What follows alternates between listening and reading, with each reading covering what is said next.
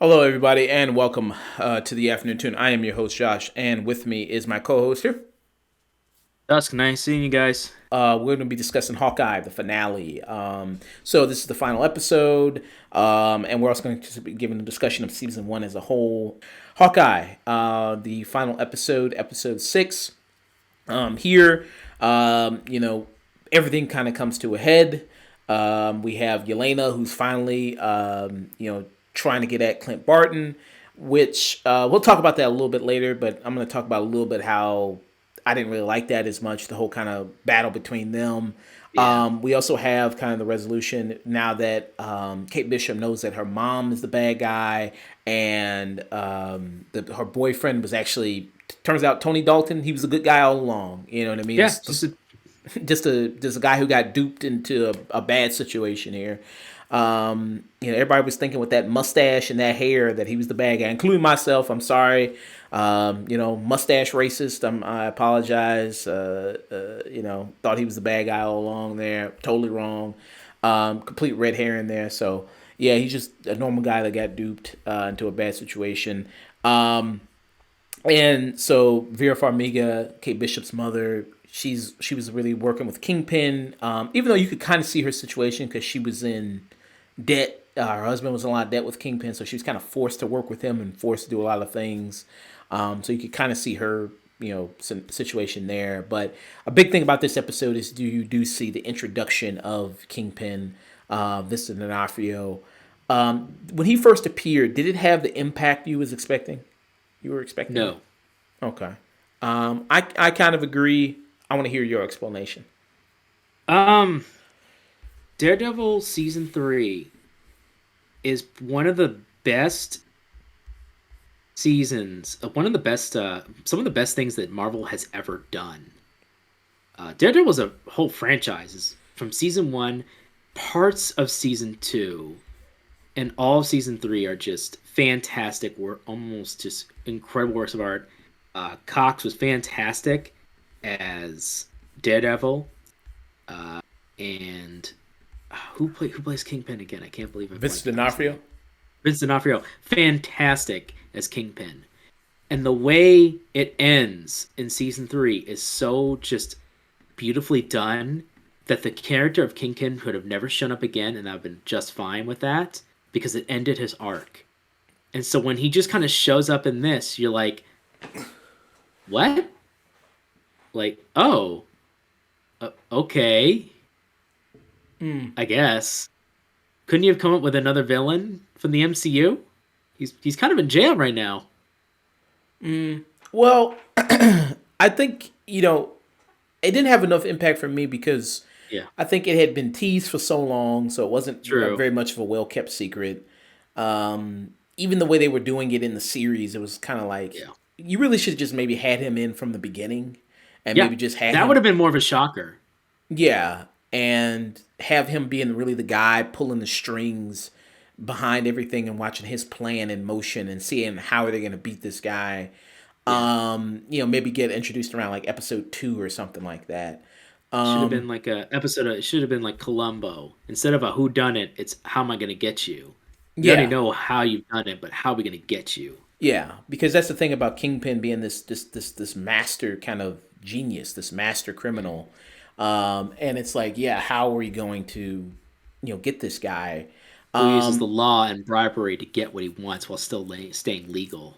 Yeah, and we don't definitely want to, tangle up with this guy because, yeah, I mean, he can, he's got a lot of long reach and got a lot of hands and into everything, and he can do real damage to us if we do cross him. So, Mhm. I thought, maybe you should have probably just introduced him a lot sooner. And Vincent D'Onofrio, it's good to see him back as Kingpin. Yeah, I see what you're saying about season 3 of Daredevil. I mean, that was such a really good season, and I think him and Charlie Cox did really great. And I love how, he is back and everything like that. Because I mean, people wanted to see him back as Yeah. Kingpin, Vincent D'Onofrio, and I do want to see him, like I said, eventually maybe in a Spider-Man movie. Oh yeah. Interacting with Spider-Man now that he's kind of more a little bit more low level. Raven the Hunter. Love to see that. Yeah, Love to see all that stuff.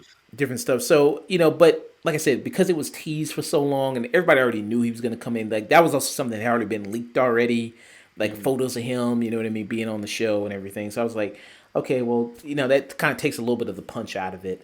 But, he's still very menacing. I mean, I think they even shoot him in kind of a different way where he kind of looks bigger and more Yeah. massive, more takes up the frame. They use a lot of low angles or a lot of camera tricks to make him seem more imposing. Yeah, you know what I mean. And Vincent D'Onofrio, I mean, he's a big guy too. I mean, he's like 6'4", 6'3", six Yeah, four. he's didn't have to do much, but just enough to have this aura of intimidation. Yeah. And the way he does it too, he's always so great. It's just like he talks in such like a calm and very pulled back way that you're just like, but there's just this rage. It's a very cold rage underneath him where it's like, don't mess with this guy. He's Right. just this close from snapping.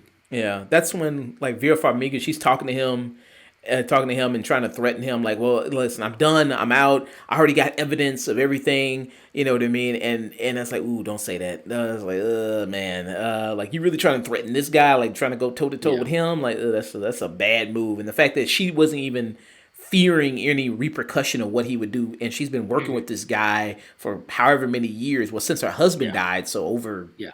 10 years she's been working with this guy. And you're telling me like she just was perfectly going to a party, like, oh yeah, I'm oh, okay, I'm not fearing any repercussion of what he's gonna do. That didn't seem a lot plausible to me. There, given how smart she is and everything. And heard what he's done. Yeah, you know what I mean. Exactly. I'm like, okay, you know what I mean. I was like, okay.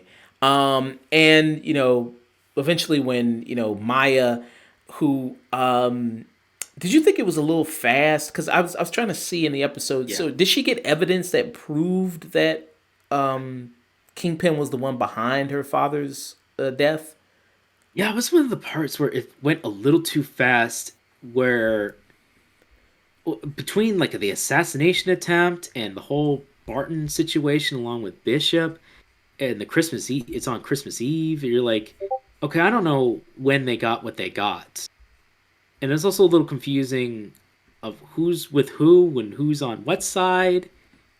If that makes any sense, it, Um, I don't know, man. I wasn't quite sure. because I was trying to think like maybe I missed a scene or something Yeah, like that where she got evidence that had proved that Kingpin was the guy that hired Ronan. I Because actually don't. Oh, wait, oh, wait. I think no. I think I remember something. Yeah, I think there was a scene where that had happened. yeah, I think because she broke into one of their houses, right? Or Yes, yeah, okay, yeah, yeah, yeah. yeah, There was a moment with it, and then after that, that's when she's like, "Oh, this is why," and then this is the evidence why you killed them. Yeah, yeah, yeah. So yeah. And of course, she's gonna have her own show. Echo, they're gonna do that. Which okay, I mean, I you know liked her what? character here. I'd like to see maybe okay what they do with the spinoff there. I Um, just, yeah, I thought the tracksuit people. I don't think that they were good villains in this show all that much. They were just too goofy, too kind of yeah, silly, not really much of a threat. But I guess you're. I mean, they were trying to go for more of like I said, this show is kind of go for more like a Shane Black type, kind of feeling action comedy, kind of feel. But even then, like even something like Lethal Weapon or the bad guys were always a threat. You know what I mean? Like yeah. you had to come, but the bad guys were always like really a threat. The That situation was the comedy, not the people in it. Yeah, and so the guys there just didn't really feel that much of a threat. And then that big, kind of scene in the ice rink. Yeah, I thought a lot of the action here was kind of poorly edited. yeah. I didn't think it looked all that good. There was times, if you look at the ice rink scene where Hawkeye's punching and he's hitting people with his bow, you can clearly tell that he's hitting nothing. And the dude's just Mhm. reacting to that. I mean, it's like he's a foot away from the guy. He's swinging his bow and he's falling down. Like you can clearly tell that. I'm like, oh, this looks really poorly edited. And even the scene where Kate Bishop was fighting Kingpin, I was like, there's so many of these quick edits here and everything like that. It's like, this doesn't look good. I thought that was poorly done. But we're going to get into that a little bit later. But go back to the ice rink stuff and then that whole kind of scene at the dinner party. And then you have also, all the different elements coming together. The tracksuit mafia. You also have Yelena coming in, who I do really like Florence Pugh as Yelena. She was one of the best parts of Black Widow. And I think she works really well with Kate Bishop. But the whole thing of her being like, okay, I'm on this mission to kill Clint Barton or make him answer for what happened to Natalie. Stupid. Natasha, I'm sorry. What happened to Natasha? It's like, you can easily just subdue this person if you wanted to. You're better than this person. It's already been established you're better than this person, of Kate Bishop. Yeah. So why not just quickly subdue her, then go and go, do your mission? She's sitting here messing around with her. It's funny, but it's like you could easily subdue her if you wanted to. So yeah. I also didn't feel that her plot was actually compelling in any way. We already know what happened.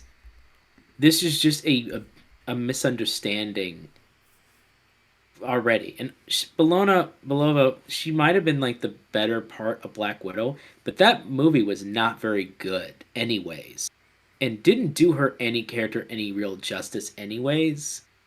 And now that she's kind of in the show, a character that Bart didn't really know existed, has really no connection, no real reminiscing on Black Widow, except for like the very end. That could have just been the explanation from the very beginning. And she wasn't there. So I don't know what she expected. You're going to answer for the crimes of whatever. I'm like, your sister's actions saved everyone. Like half of the universe. And he's kind of have to live with that.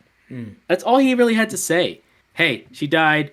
It was either me or her. She chose to die. She saved half the universe. I don't know who you are, but I don't have time for this. It's like, for real. I don't have time. Right. And then I don't like what? She's mad because she couldn't protect her sister, and she was gone for 5 years. Like she got blipped. Yeah. Shrug. I'm sorry. All right. Nothing you could do. Things already done. It felt like it just was like it's there because it was promised at the end of Black Widow. Right.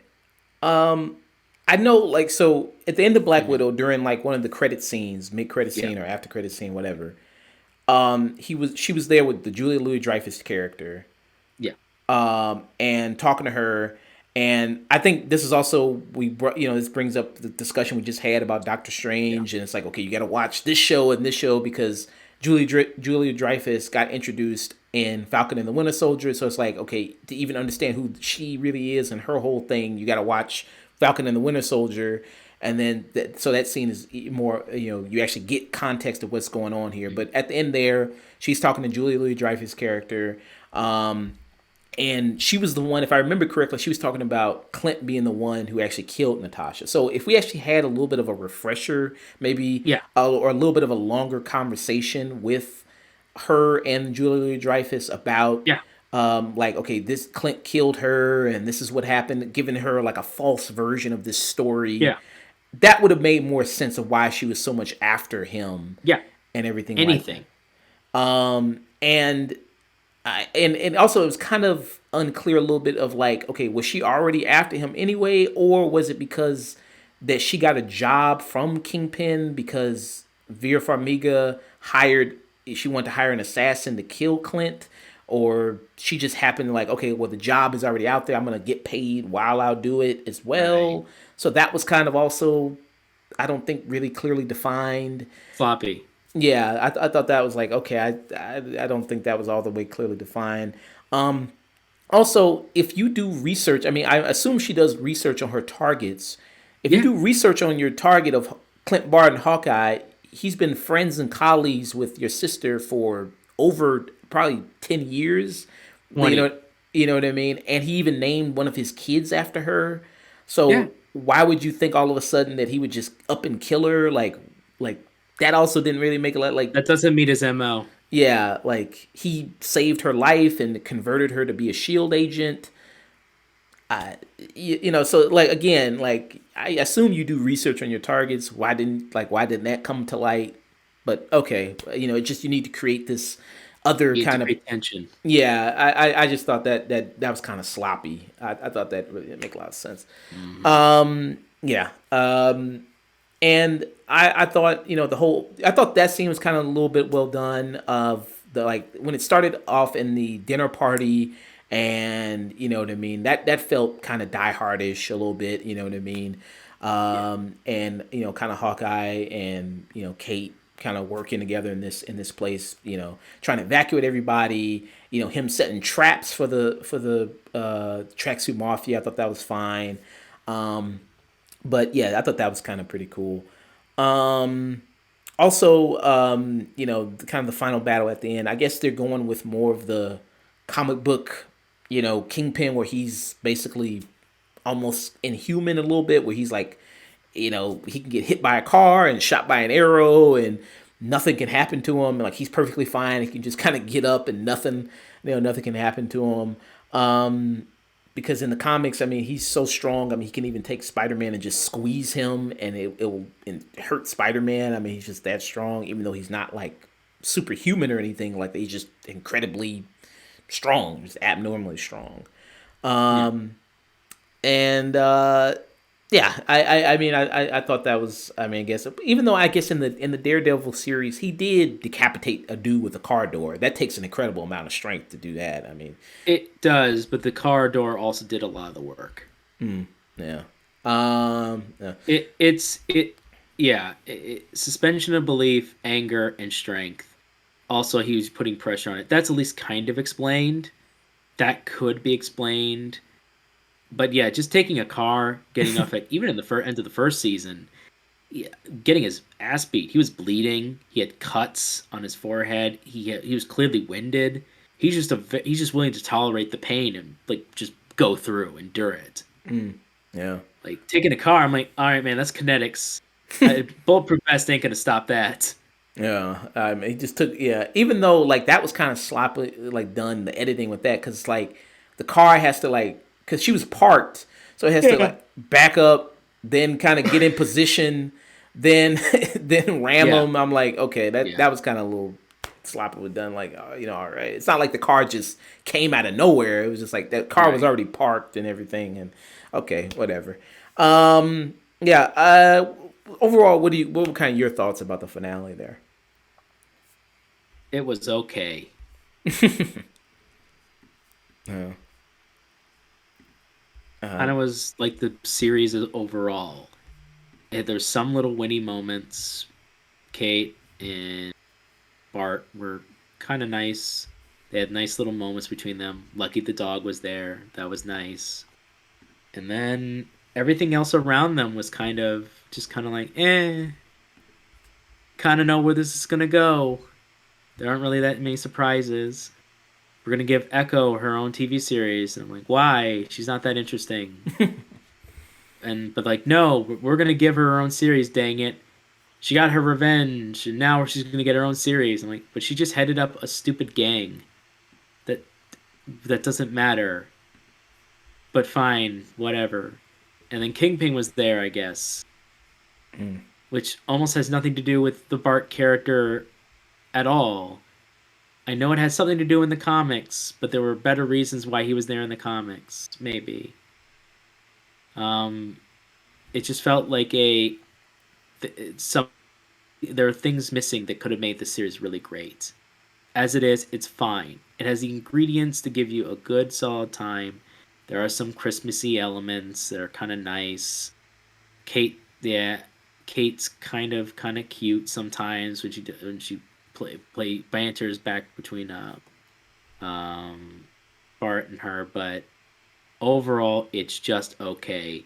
I wouldn't even consider her the new Hawkeye.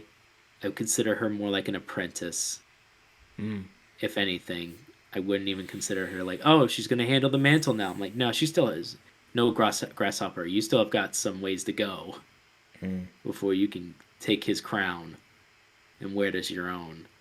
But hey, maybe we'll see that in future movies or projects. But yeah. I don't know. I mean, there I know might. Jeremy Renner is kind of done with the character, and I don't blame him. Yeah, I mean, he's 50. He's 50 Yeah, now. I don't know if they said they're going to do a season two. I don't know if that's been announced or not. yeah, I don't know if there's any plans to do a season two or not. But I don't know what they would really necessarily do if they did a season yeah. two, or because it's kind of like it feels like Jessica Jones after season one with the whole kind of Yeah. her storyline. It's like, well, I think you kind of Well, there's nothing done. really else for her to do. I mean, I think you kind of done most of your stuff, unless you want to do more of like, okay, do a series more focused on just purely more Kate Bishop, and then Jeremy Renner where he's just Yeah. purely supporting, where he's maybe back at home on the farm giving her advice from like over the phone or something. Like if you Yeah. just want to do something like where he's the guy in the chair or something like that, just giving her advice over the phone. Like, Uh, hanging out with his kids, just being an old man. yeah, you know what I mean. Maybe something like that. I don't know. Yeah, like I said, I do like Jeremy Renner and Haley Steinfeld together. I think they work well together. I think they had good chemistry. I like when they were making the trick arrows. I thought that Oh was yeah. fun.